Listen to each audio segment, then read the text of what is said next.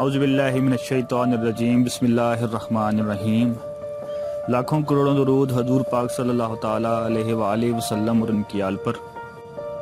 دوستو، آج میں آپ کو بتاؤں گا کہ پلاسٹک کیسے ایجاد ہوا اور اس کے بارے میں دلچسپ حقائق۔ آگے بڑھنے سے پہلے اگر آپ نے ہمارے چینل کو سبسکرائب نہیں کیا تو ہمارے چینل کو سبسکرائب کر لیجئے اور گھنٹی کے بٹن پر کلک کر لیجئے تاکہ آنے والی ویڈیوز آپ تک پہنچتی رہیں۔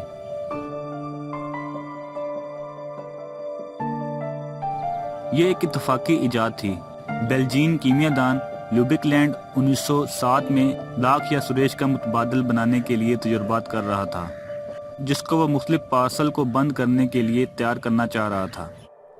اس نے فارمل ڈی ہائیڈ اور کول تار سے حاصل کردہ ایک تیزابی محلول فینائل کو ملا کر سوریج بنانے کی کوشش کی، لیکن ناکام ہو گیا۔ بہرحال اس نے اس محلول میں لکڑی کا برودہ اور ایسبسٹاس ملا کر اسے ایک کڑاہی میں ڈال کر پکایا تو ایک ایسا مادہ تیار ہو گیا جو لچکدار ہونے کے ساتھ ساتھ بہت مضبوط اور حرارت برداشت کرنے والا بھی تھا۔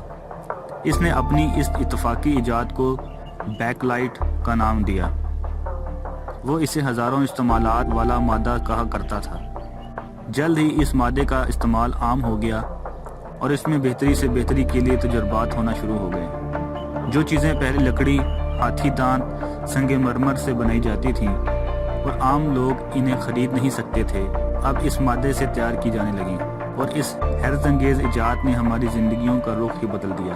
اب آپ کو فرنیچر، کھلونوں، جہازوں، گاڑیوں، دفاتر، گھروں، الیکٹرانکس اشیاء وغیرہ وغیرہ میں ہر جگہ پلاسٹک کا استعمال بکثرت نظر آئے گا۔ بہرحال پلاسٹک 1907 میں اتفاقی طور پر ایجاد ہوا تھا، اور یہ بھی اللہ کا ہی فضل ہے جو اس نے حضرت انسان پر فرمایا ہے۔ بس اللہ ہمیں اپنی نعمتوں کا شکر ادا کرنے کی توفیق عطا فرمائے۔ دوستو، امید کرتا ہوں آپ کو یہ ویڈیو اچھی لگی ہوگی اور آپ کی معلومات میں اضافہ ہوا ہوگا۔